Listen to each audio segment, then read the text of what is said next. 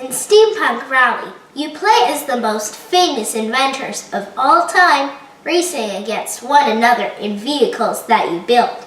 Roxley provided this copy in exchange for an honest review. If I don't like this game, I'll see it. So what do I think? Let's learn how to play first. Shuffle the 4 card piles, sort the dice and cogs, set out the map boards and pick your characters. Each inventor has a unique ability. Take 1 card from each pile. Blues have a special power. Gold cards let you move, silver cards give you dice, and copper cards have 4 valve connections, meaning you can add more parts. Once all the players hold 4 cards, choose one and add it to your machine, then pass the rest to the next player. This draft continues until the last card is played. If you don't wish to add a part to your vehicle, trade it for one of the rewards in the top right corner. Roll dice and place them on the cards to gain that reward. You only get the reward when you first place the dice. In later rounds, those once helpful dice are now in the way. During the event phase, spend cogs to lower the pips. 1 cog equals 2 pips. You'll want to remove those dice as soon as you can. In the race phase, roll the dice you gained in the draft phase. Place them and move, increase your shield, or whatever. Some of the spots are wild. Any number gives you the result. Some require a certain number, but give more than 1 reward. For example, if a spot requires a 3 and your dice add up to 9, you get the result 3 times. Cogs can be spent to increase a dice pips by 1 or even re-roll a die. Some cards will damage your ship but allow you to move multiple spaces. Let me talk more about damage. Some spots on the track will hurt your ship. If your damage wheel is 0 or higher, you're safe. For each number below 0, take a part off your ship. If you lose all your parts, your machine explodes and you start in last place. And only keep your single inventor card.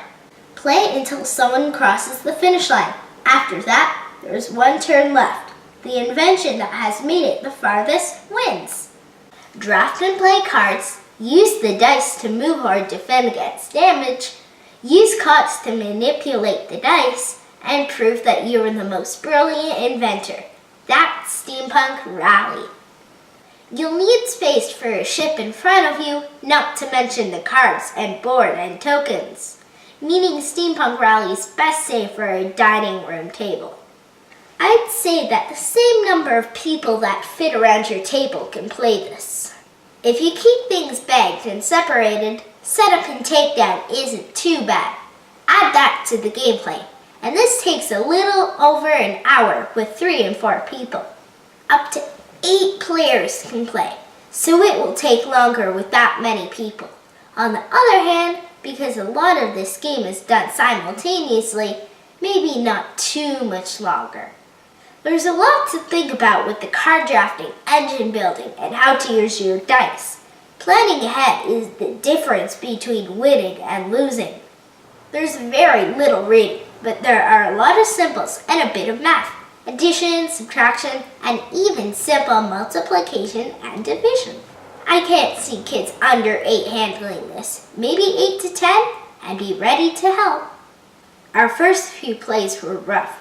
Mom lost her entire vehicle, and I spent a whole turn building shields because I forgot to reset my damage counter. When everything clicked, we realized how nice Steampunk Rally flows. At first, it seems all over the place, but it really isn't. As for Mom, that was the first time her ship fell apart, but it wasn't the last.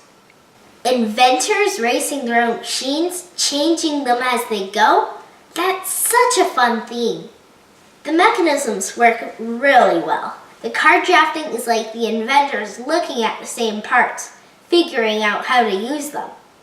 If someone wins on a part you passed, you're like, I guess Tesla is a better inventor than Edison. The variable powers make sense.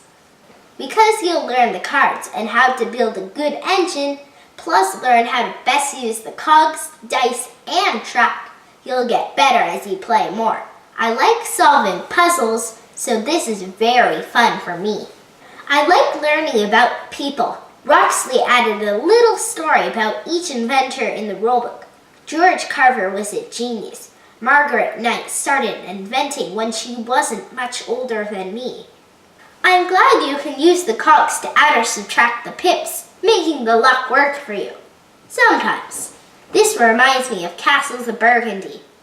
The simultaneous parts keep the game moving, but it can be overwhelming, especially in your first few games.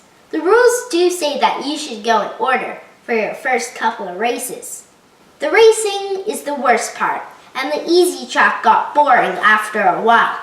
It's kind of like Galaxy Trucker. The tracks are just a test to see how good your machine is. For us, the advanced track and challenge tiles add a lot more to think about, and you need to work harder to move and keep your ship together. Once you're comfortable with the game, this is the best way to play unless you're teaching someone. Teaching and learning isn't easy. Try a few practice turns before you play for real. During Family Facts, I said this really isn't as hard as it sounds, but you'll need time before things make sense. Steampunk Rally's theme interests me, and it has some of my favorite mechanisms.